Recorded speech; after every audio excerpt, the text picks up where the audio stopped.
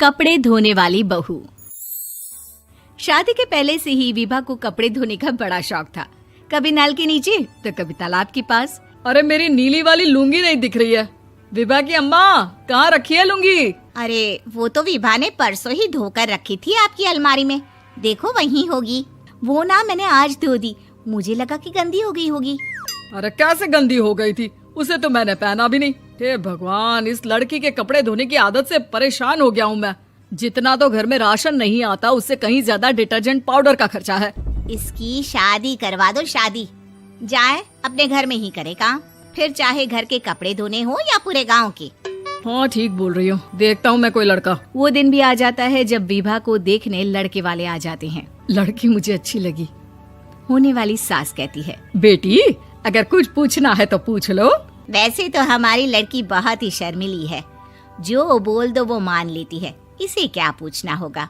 अरे कैसी बात कर रही हो माँ, मुझे इन लोगों के घर रहना है, सवाल तो कई है। हाँ हाँ बेटा, पूछ लो ना, क्या पूछना है। आप लोगों के घर कपड़े कौन धोता है? सास का मुंह बन जाता है। देखो, अगर तुम ये कहना चाहती हो कि तुम्हें कपड़े धोने नहीं आते तो सुन लो, कपड़े मैं ही धोती हूँ, लेकिन तुम्हारे आ जाने के बाद मैं रुमाल तक नहीं धोऊंगी। अरे चुप रहना भाग्यवान, बहू बेचारी घर आई नहीं, उसे डराना शुरू कर दिया। वो क्या है ना बिटिया, अभी तक तो ये कल्लू की माँ ही धोती थी, लेकिन अब तुम्हारे पापा तो दहेज में वॉशिंग मशीन देंगे ही। तभी विभा की माँ बोल पड़ती है, सवाल भी पूछा तो क्या। वैसे भाई साहब, मशीन की तो फिर भी कपड़े धोने की कैपेसिटी होती है। मतलब जो बिटिया दे रहे हैं ना विभा, इसे कपड़े धोने का बहुत शौक है। ये आप लोगों के क्या, आस पड़ोस गांव मोहल्ले सबके कपड़े धो दे और उफ तक ना करे। बाहर देखा नहीं आपने कितने कपड़े सूख रहे हैं? सब हमारी बिटिया ने ही तो धोए हैं। बस भी करो ना माँ, शर्म आ रही इतनी तारीफ सुनकर। और तो और एक दाग निकाल कर दिखाओ तो मान जाओ। हाँ अच्छा, माफ करना बेटा, मैंने गलत समझा। हमें तो रिश्ता बहुत पसंद है। और ऐसे जुड़ जाता है रिश्ता कपड़े धोने का शौक रखने वाली विभा का। उसकी शादी हो जाती है कोयला फैक्ट्री में काम करने वाले कल्लू के साथ। शादी के बाद अचानक विभा चिल्लाती हुई सास के पास आती है। सासू माँ, अरे सासू माँ कहाँ है आप? ये तो धोखा है, धोखा दिया आप लोगों ने मुझे। इसे ससुर के चक्कर के बारे में पता चल गया। अरे तो उसमें तुझे क्यों धोखा मिला है? अरे नल में पानी नहीं आता, कपड़े कैसे कब धुलेंगे? अच्छा, तू पानी नहीं आ रहा उसकी बात कर रही है। तो आपने क्या सोचा? कुछ नहीं। अच्छा, तेरी माँ ने कहा था कि कपड़े धोने का शौक है तुझे, याद आया मुझे। शौक बोलकर कपड़े धोने वाले मेरे जुनून को कम ना आके सासू माँ, कपड़ा धोना मेरा गुरूर है। तभी पति भी वहाँ आ जाता है। अभी मैंने इसे सनी देओल की फिल्म दिखाई है, उसी के डायलॉग मार रही है माँ। अच्छा सुन, साफ साफ बता रही हूँ, पानी सुबह 4 से 6 और शाम को 10 से 12 आता है, समझी? विभा टाइमिंग सुनकर हैरान हो जाती है। ये क्या भूतों का मोहल्ला है? सुबह 4 बजे उठकर कौन कपड़े धोता है? 4 बजे टंकी में पानी जाता है, फिर सारा दिन धोना ना, किसने मना किया?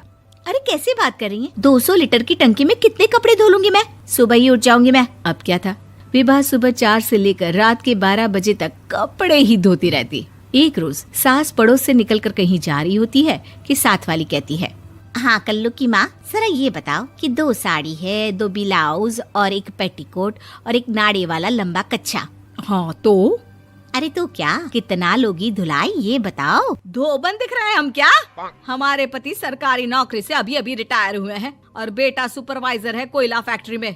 धोबन समझ रखा है हमें?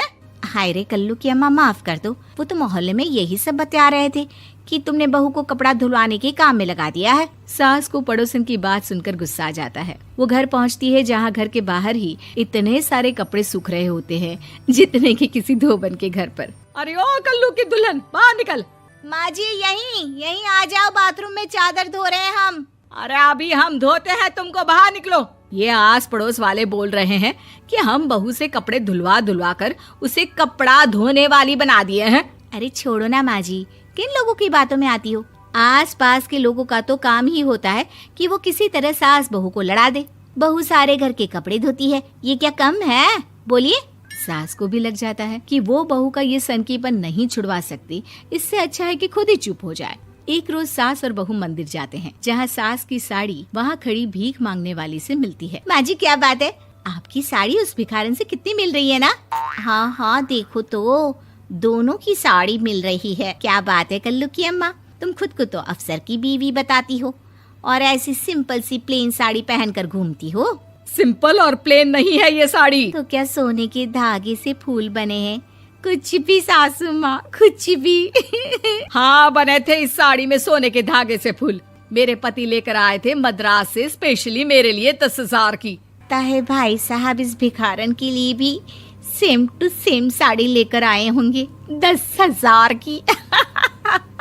सास उस वक्त तो कुछ नहीं कहती, लेकिन बहू के साथ घर आती है और अलमारी से एल्बम निकाल कर लाती है। ये साड़ी देख रही है, ये वही साड़ी है जिसे मैंने अभी पहना था। इस साड़ी में ये जो चमकदार फूल दिख रहे हैं ना, ये सोने के धागों से काढ़े गए हैं। लेकिन तू लोकल वॉशिंग मशीन ब्रश से घिस घिस कर सारे फूलों को निकाल कर साड़ी प्लेन कर दी। मुझे माफ कर दीजिए सासू माँ। और तो और, जब मैंने तुझे तेरी गलती के लिए कुछ नहीं कहा, लेकिन तूने तो सबके सामने मेरा मजाक ही बना दिया। क्यों? बहू को समझ में आ जाता है कि अब से उसका कपड़े धोना बंद।